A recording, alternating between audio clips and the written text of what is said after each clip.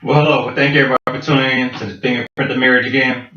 Once again, this is Jonathan Penny. This is my beautiful wife, Brandy Penny. Today we're going to be talking about communication. Communication plays a vital part of a relationship. As we spoke earlier, communication is like exchanging words and exchanging a part of you. You know, when you're communicating, you're talking about circumstances and situations.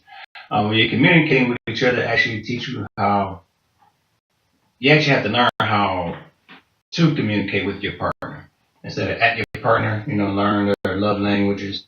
You know, watch how you express yourself and communicating. It's not only words, but it's body language. You know, eye contact and so forth. I'll talk a lot with my hands. Brandy talk a lot, pretty much everything. Just talk a lot. Body movement, she sing. It's all part of communication. And that's what we're going to talk about today. We're going to talk about communicating and learn how to communicate with each other rather than at each other. Yeah. And the first scripture we're going to go to is James chapter 1, verse 19. Go to James. Go to James. Go to James. I'm going to pass up James and went to John. Highlight it. Under qualities needed in trials. All right. So then, my beloved brethren, let every man be swift to hear, slow to speak, and slow to wrath. All right. What you get out there? It's definitely alert behavior. Yeah. You have to learn to listen. When you're not a listener, I'm a talker, so I have to learn to listen. I had to learn to listen. And it's still everlasting. I still have to, tell myself, listen, be quiet, listen, Linda. So I said, listen, Linda. Right. All I do, I like the little accolades that be going on, help me. But yeah,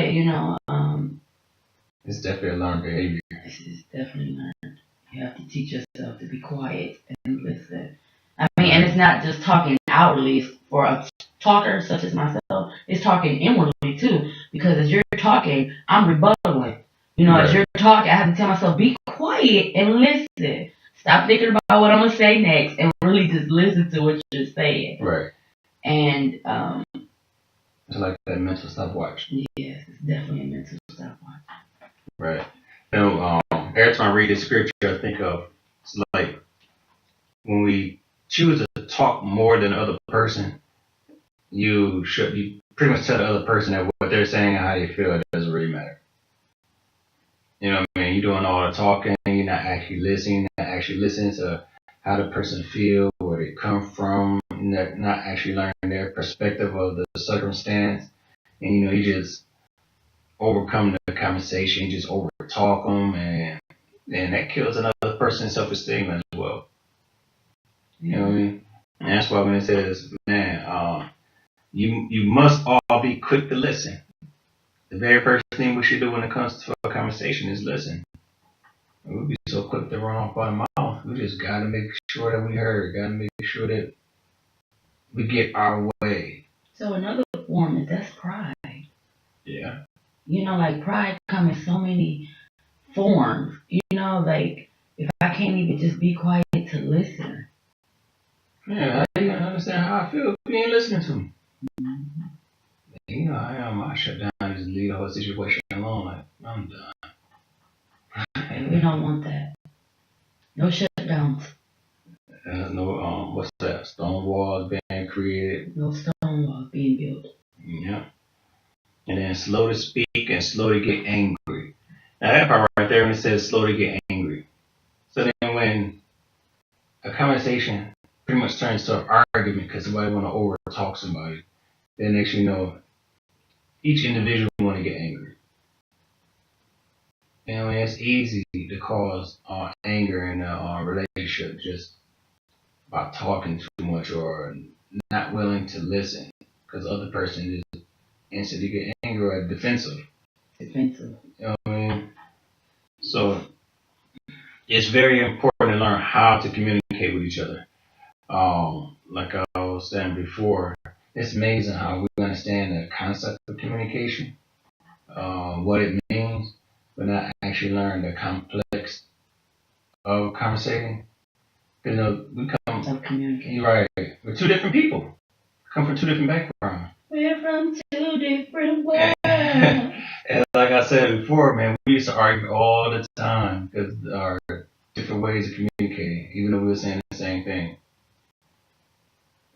We understood, yeah, we got to talk about it, but we never knew it was going to be like complicated. Because I had to understand how you talk, you had to understand how I talk, and you know what I mean. But you first got to listen in order to learn somebody. And what we're going to talk about is assertiveness and active listening. And we're getting this information from the Prepare and Enrich curriculum.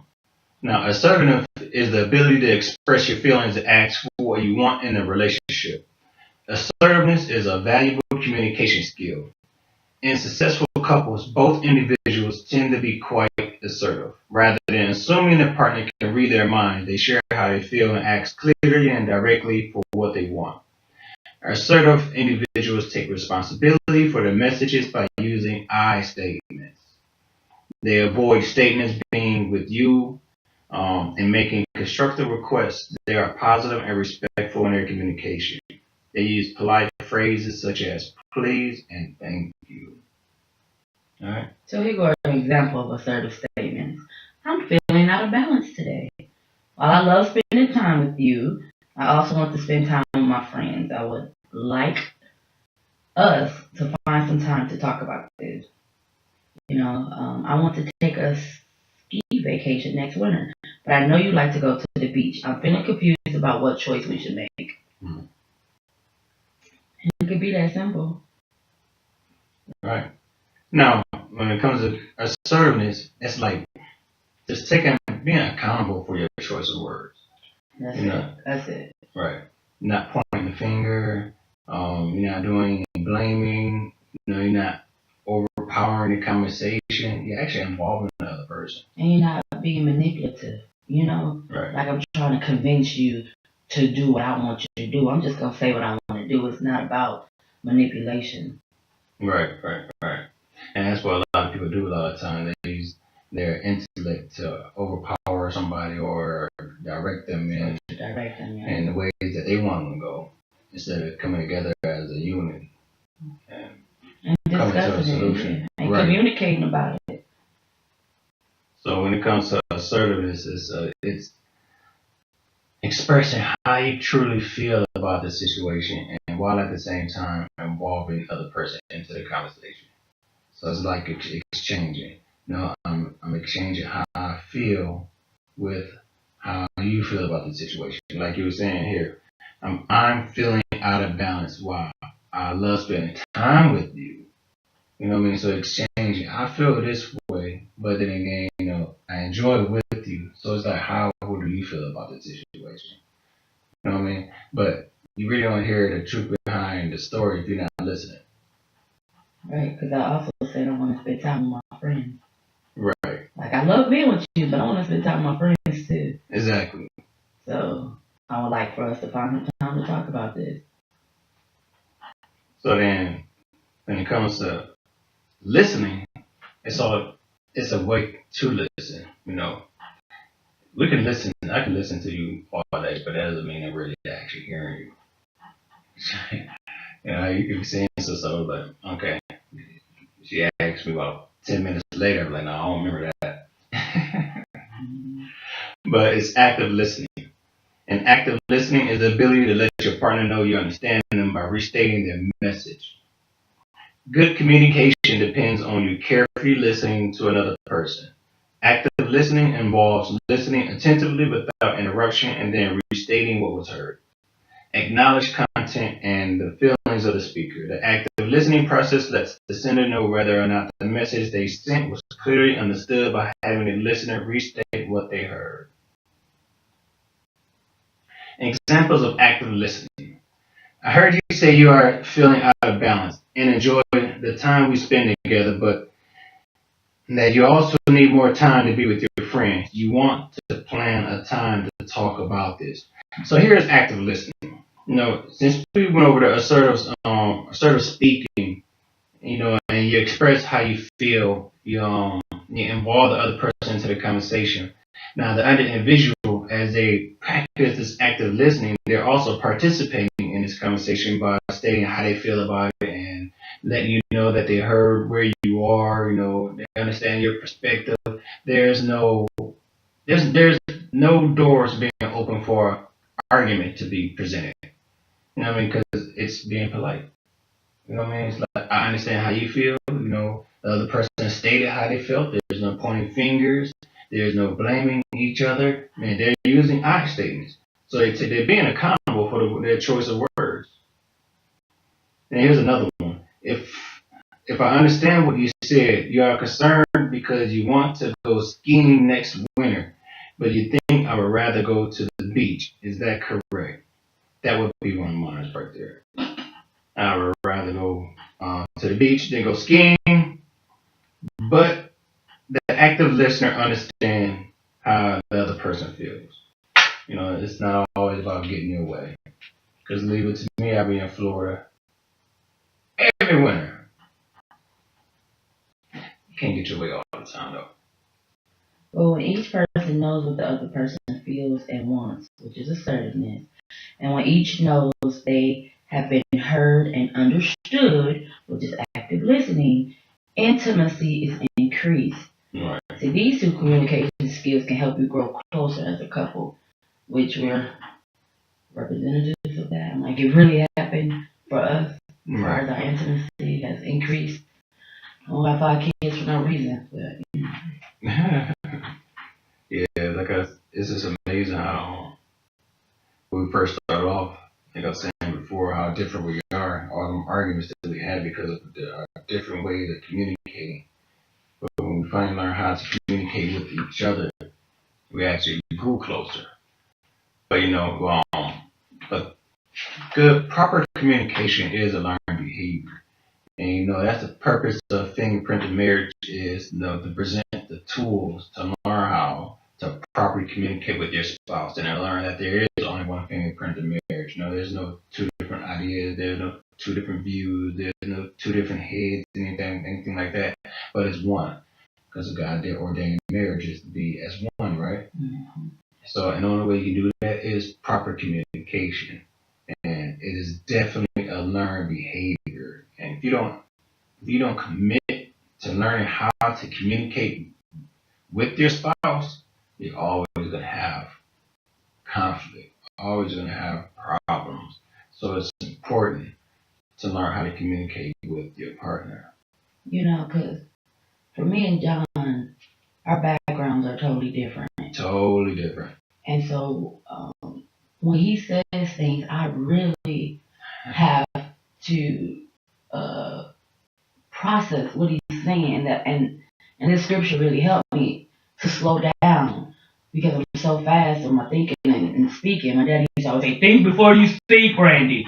So, I have heard think before you speak my whole life, but I didn't just start activating until a few years ago, but when you slow down and really listen to as for me, when I sit and be slow and really listen to what John is saying, God is telling me what he's saying is the same exact thing you're saying. But if I be so quick, I won't even hear the fact that he's saying it differently. He says everything differently than me, but it's the same thing. So, I have to set my pride to the side and like, okay, even if he's not using a conjunction word, or even if he's not saying it the way that I think he should say it, but he's repeating what I'm saying in his own words. And now I'm like, you know what, you're saying the same thing, but it took time for me to be like, okay, he is saying the same thing. Even though he's not saying it the same way I'm saying it, it's the same thing. And so I've learned to be like, okay, you're saying the same thing, but some things I still have to be really slow and digest what he's saying, and like, re-put the words in my mind, reassess. I'm like, okay, he's saying the same thing. And sometimes he's like, did you hear me? And I'm like, yeah, I'm processing it. It takes me a little minute sometimes so I don't get offended or so I want to understand what he's saying. So, being slow is a benefit. Just take your time. Think about it. That's what I had to learn, how to think and be quiet. Right. And process what he's saying, because I'm not a quiet person. Right, and that's why God brings two different people together, because we learn from each other. You come from a different lifestyle than I did, and I grew up a different way, so yeah, we talk differently. And I know, yeah, like I said, I can use a lot of broken language, use hood words. My reactions may not match up with what I'm saying. He's definitely calm, cool, and collective. But yeah, that was kind of, yeah, especially when I'm in a heated conversation. I don't get all roused up, nothing like that. It like she had to take time to actually understand what I'm saying. But in the same way as me, I have to take time to understand what you're saying, because you use, certain words that I don't use. I was like, what? So yeah, and I had to take time to learn as well. But sometimes in the beginning, when you say certain things, I was like, I don't understand that. I just block it off, like, man, I ain't trying to hear that. I don't know. I don't understand what you're saying. But then you went through a season where every word I use, you got the dictionary. Let me find out what that means. And I was excited for me, because it's like you wanted to learn. You was like, let me find out what that means. Remember that you wrote it down? I was really impressed. Like, oh, that's great. Yeah, because I had to learn you. Exactly. My wife comes from, a family that, well educated, going to college, things like that. I come from a family, we didn't do all that. We lived in the hood, and we got it how we got it. So when you got these two people that come together and they communicating, yeah. I'm talking. I got what you would call a back alley talk. I mean, broken language, hood words, and and here she coming with these big words. You're like, what? So yeah. But all things worked out for the good. We still here. We got closer. We understand each other. We still have our difficulties here and there, but communication definitely builds a relationship. The better your communication, the stronger your marriage will be. Let's take them to Psalms 19:14. Psalms 19:14.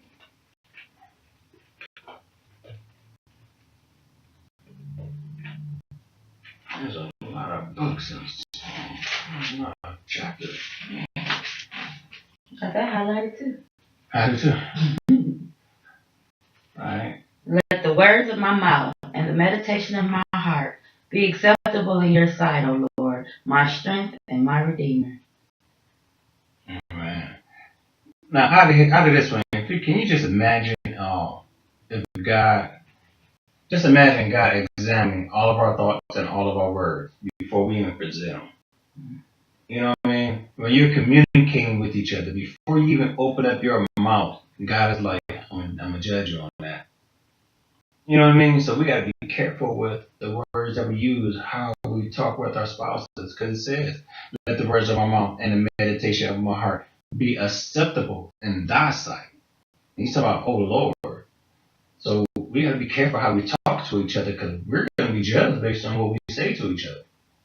And like back then, I used to, be honest, I used to talk about you, about your weight and so forth, you know what I mean? But that was improper communication. You know what I mean? And those things you said to me, but that was improper communication.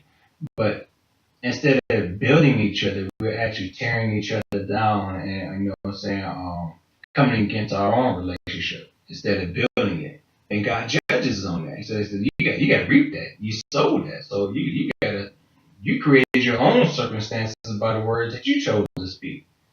You know what I mean? So when we talk to each other, we got to be careful. We got to make sure that we're speaking the right words that's going to speak life into our relationship, instead of condemnation or death or low self-esteem and other things like that. All right? Now, let's talk about this creating a wish list. All right, so when it comes to in a relationship, when it comes to communicating with each other, not only do we have to learn how to communicate with each other, we have to learn each other's ways of communicating, learn how your spouse talk, learn your spouse's love language.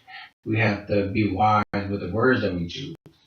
And while we're doing that, here's an activity that couples should participate in when it comes to communicating, and is creating a wish list. And in this exercise, you would each individually make a wish list of things you would like more or less of in your relationship. So what you would do is you would focus on creating some things that you would like to see in your relationship, and you talk about this with your spouse. One on one, in a private space, having a little prayer room, something like that. So you talk about these things, and you will share these with each other. Now, remember, assertiveness is the ability to express your feelings and ask for what you want in a relationship. Now, when it comes to creating a wish list, man, it's gonna be some conflict in the beginning, because y'all ain't gonna have the same perspective. You're gonna want some things that your other spouse may not want, but y'all gotta come to some type of mutual ground, right? You gotta come to some type of agreement, and that's where not only the assertive speaking comes in, but active listening as well. Active listening is the ability to let your partner know you understand them by restating their message. So this is how you actually come together as a whole, as one, and come to an agreement about what you guys want more in your relationship. And when you learn how to do that, you begin to see God to work in your relationship, and you begin to see your marriage blossom. Let me see. And one of the things that was on my wish list 4 years ago. When did we do this one? 4 years ago. Yeah. This one was 4 years ago. So just to show how good God is. My number one was better communication. We communicate now better than ever. Right. If I had to grade it, I would say 85%. I mean, we still got some work in progress, but we got the report. We're doing so much better. Right. And my second one was more date night. Now we go at least once a month. Before it was like, actually we've been going every 2 weeks. Yeah, we've been going more than that. We just up and go. Yeah, our goal is I want at least once a week. That's our goal. And I'm talking about repetitively every once a week. That means 52 days a year. That's my goal. But however, we getting there. It's still better. Before we had like no date nights, and it's real difficult when you have 5 children, when you guys both work. I mean, you got to make it work. You have to set time for your partner, because when those kids get out the house, when you have empty nest, you're not gonna know each other. It's very important that you build your relationship, because everything will try to come against it.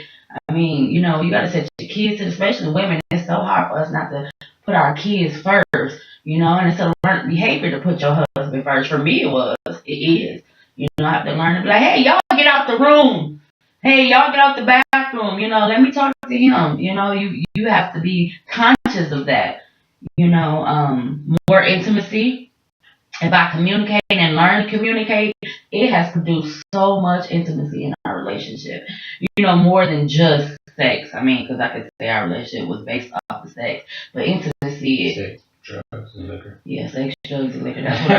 That's what was the base of our relationship. We had no communication. That's just all we did.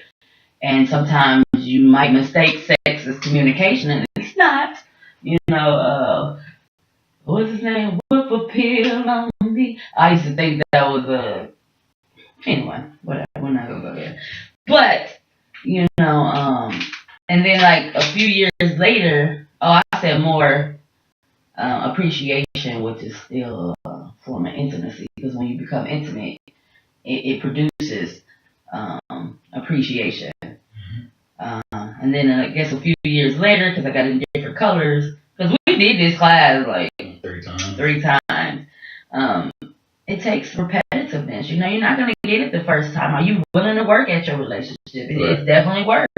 It's not going to happen overnight. You know what I mean? It's work. And hard work pays off. Once you build your foundation, you have something to live off, some strength. for the rest of your marriage, because this is gonna be everlasting. We said to death do us part, and that's what I mean. So therefore, we gotta work at it. It's not gonna be easy peasy all the time. And then the next time we did it, of course, it was more sex. I guess we went through a period of dry spell. I don't know.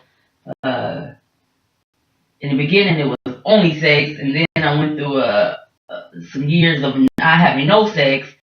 And then when we went on our little sabbatical, when I just got tight, I made a vow with God. Like 18 months, I went with no sex.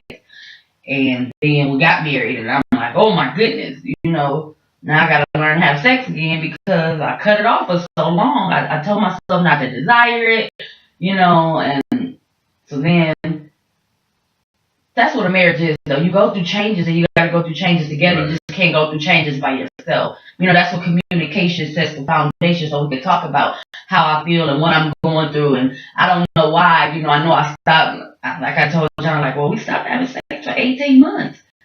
So now I remember going to see my pastor, and I was like, I don't know how to have sex again. Like, when you cut something off for so long, I remember my pastor saying, it's still, like a bear, Brandy. You know how a bear hibernates, but when he come out, he a bear again. I was like, yeah, I'm a bear. But anyway, I was just saying, Bishop, it was so funny, but it resonated with me. You know what I'm saying? It helped me out. Like, yeah, you're right, I'm still a bear. Even though I hibernated for a while, I'm still a bear. So anyway, I'm just saying those are the things that we talked about. We worked together with it. And, it picked up, but the communication really picked up. Me wanting to have more sex, because I'm like, man, he in tune, he want to know me, he learning me, yes, it's on, you know what I mean, all the time, just thinking about, just knowing that he's thinking about me, and knowing that, he's trying, yeah, it picked up the intimacy drastically, right. So it was, more sex, but then I put more dates planned by me, because, like, John would do all the date planning, but I liked it, but it was just certain things. Yeah, but sometimes, as a man, we like to be treated as well. When the man is doing all the planning, eventually the man get worn out. Like, man, do you even care? So show some appreciation.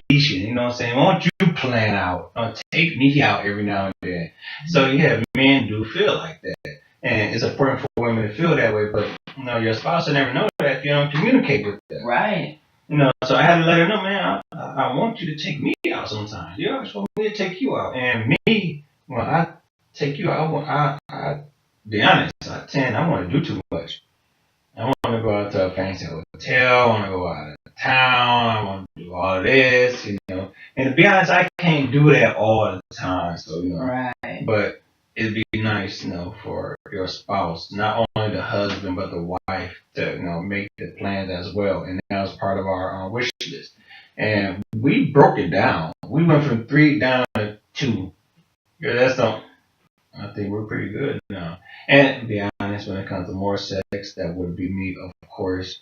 Always the man. I'm just kidding. I'm just kidding. I mean, it is what it is, but that's all part of good communication.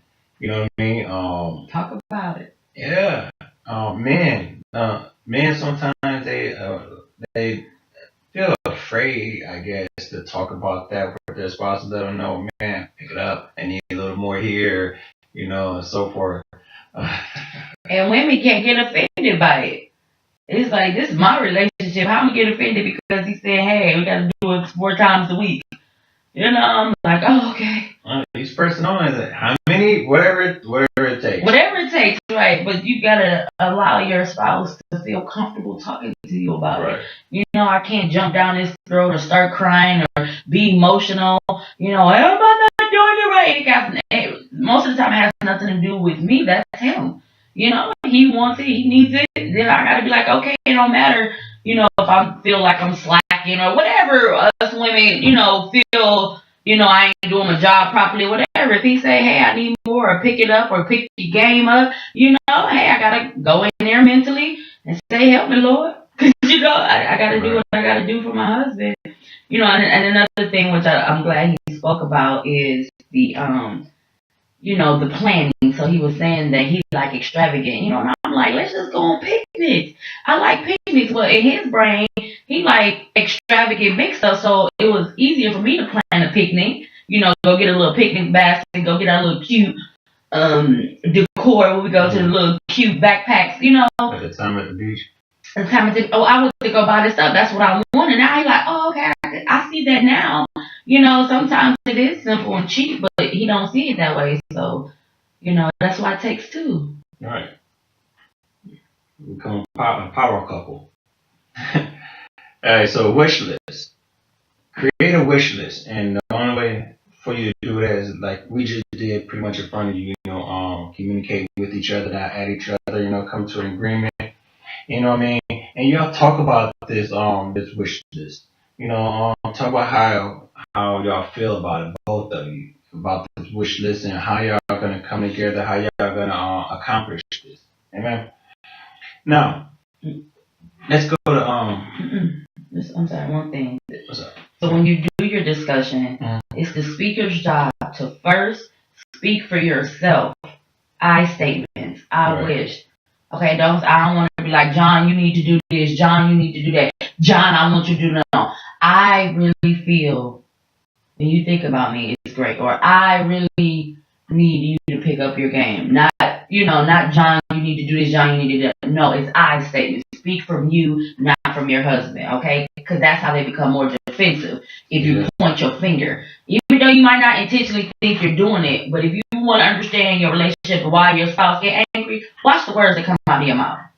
Don't blame. You have to speak from you and how you feel. Describe how you will feel if your wish came true. That's also what that's the speaker's job, okay? To speak for yourself and to describe how you feel if your wish came true. Now, the listener's job is to repeat, summarize what your spouse said, what you heard, all right? And describe the wish and how your partner would feel if the wish came true. All right? Not you, but your partner. So you have a speaker's job and then you have a listener's job. All right? And like he said, after completing the wish list exercise, discuss how good were each of you at being assertive and in what ways did each effectively use active listening skills. Like, this is so important that you guys learn active listening and assertiveness. Like, it took us a minute, but once we learned it, it was so beneficial for us. Like, it's really important to learn how to listen and to be assertive. It's the key. It's the root. It's the foundation for communication. Right. All right. Yep. All right, there it is. Communication. We ran out of time, but we're gonna have to pick this up. It's gonna be a part 2. Probably gonna be a part 10. Yeah. Like, it's like communication is so important. But once again, we want to thank everybody for tuning in to Fingerprint the Marriage. Today, you joined us as we talked about communication. We came from the curriculum that we use, Prepare, Enrich. We also have class tonight too. Yeah, we got class tonight. I know, yeah. Every second Monday of the month, we have classes here. We go over some of the curriculums here that we just went to explain just now at Joshua. If you're in the Milwaukee area, 3300 West Burleigh Street, can't miss the building. The blue and white building right there in the hood. Can't miss it. We'd like for y'all to join us. But once again, that is every second Monday of every month at 3300 West Burleigh Street. If y'all like to get in touch with us, y'all can email us at fpgmarriage@gmail.com. All right? Fingerprint to marriage. Yeah. Amen. And you got any last words to say to the people before we go? God is good all the time, man. What is that?